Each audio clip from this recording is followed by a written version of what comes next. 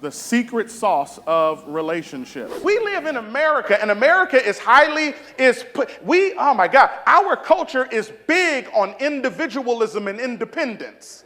But that is countercultural to the biblical idea of marriage. And so there are people who went through a bad marriage, and they'll tell you, listen, the problem was I lost myself in the marriage. You are supposed to. You are supposed to. Why? See, and here's the thing. If you had to walk around every day tied to each other, we would be made way more aware of how every action affects the other person. And what I'm suggesting is, most of us, we don't think like that, because I was not cognizant that she was actually tied to me. And what I feel is my calling. If I'm not careful and I don't recognize that I'm still attached to her, I can violate her with my calling.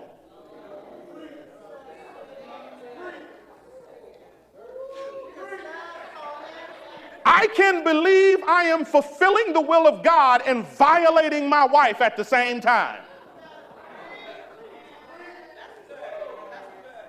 Because I forget that we are tied together. You know what I'm talking about?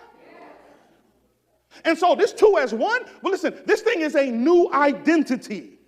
Which means this: you should never, ever, ever, ever, ever, never, ever, ever, ever, never, ever, ever do anything or say anything about anybody to anybody that you would not say if your significant other was not tied to your wrist at the same time. Now watch this. In a minute, somebody gonna throw a shoe at me, and I already know it. The difficulty here, the difficulty of going from 1 to 2, from 2 to 1, the difficulty is the surrendering of rights and the taking up of responsibilities. Because in relationships, what's difficult is everybody still wants to have their rights. And this is where we get into problems in relationships. You have no rights. All of your rights are public. Why? Because it's a new identity. Your rights are our rights. Because if I'm William Nia, then all of my rights are her rights. And all of her rights are my rights. Now, listen to this slowly. You got to take this one in. Now, watch this. In a minute, somebody going to throw a shoe at me, and I already know it. Most relational problems are not us problems.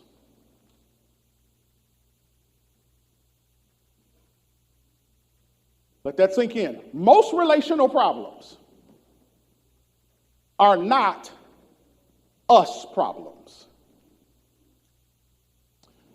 They are you problems that become us problems.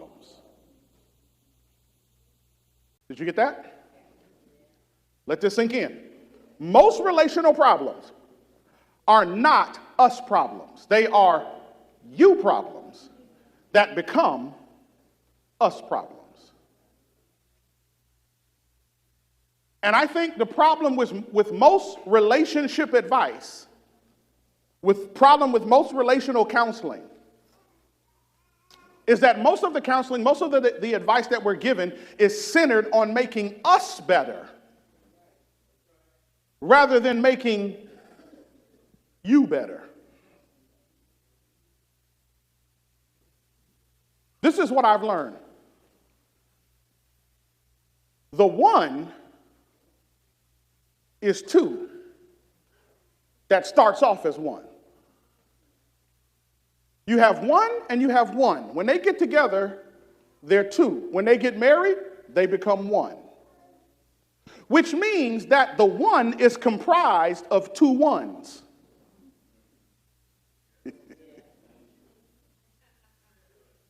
And the condition of one of the ones, or the condition of both of the ones, will determine the quality of the one. So that if one of the ones has some issues that they're bringing into the union, the us problem that we're experiencing is not really a problem because us is together. The problem is one of us has a you problem that we have transferred into the us relationship. And until I'm willing to fix the me problem that I bring to the us will have a problem. And the difficulty is determining which one of us it is with the problem. Y'all all right? In a relationship, there are always going to be problems. Always going to be problems. It's normal. Write that in. In every relationship, there are always going to be problems. It's normal. It's normal. Okay, now watch this. Here we go.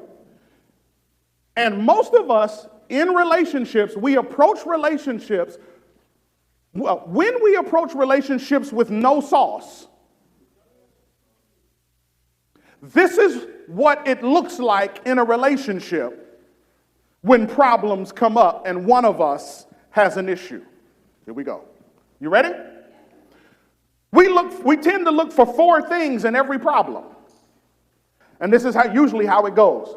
Number one, we want to know the reason. What's the reason this happened? And the question that we ask behind that is why? Why did you do this? Why did this take place? Here we go.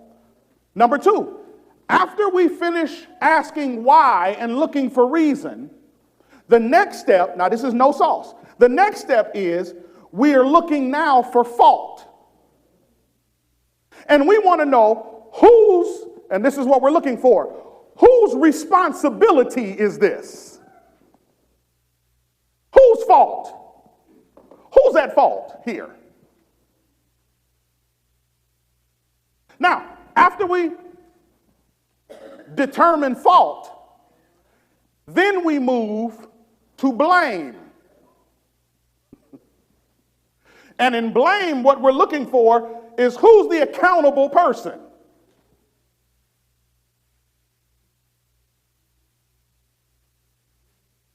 Now, here's the problem.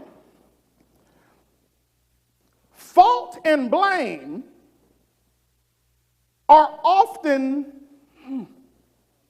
misunderstood to be the same person.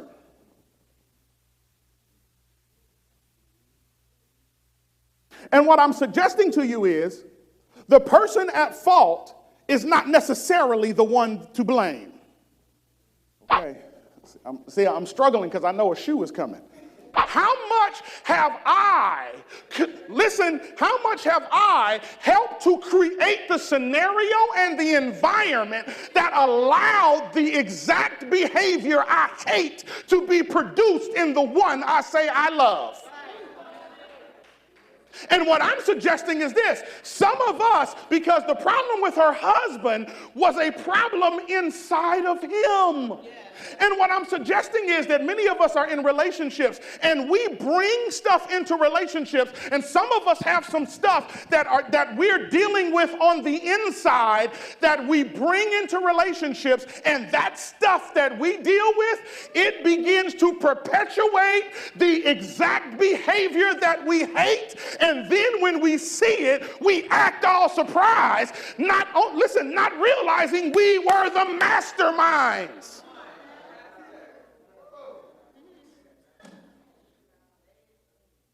Many of us have masterminded our own unhappiness and blamed it on somebody else.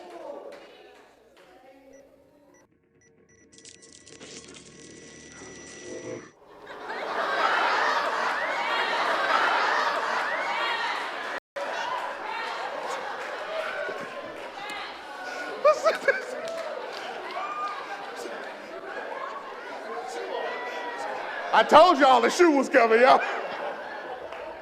I told y'all.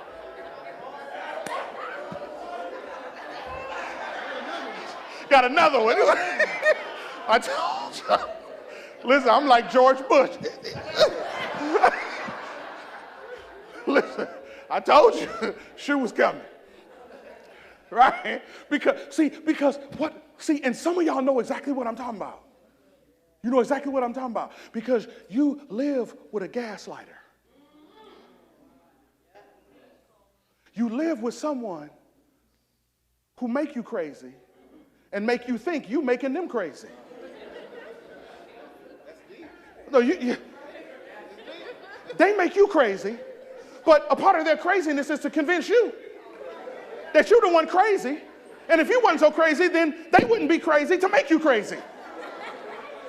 Gassing you up. And you're trying to fix a problem that don't even exist. Hit me.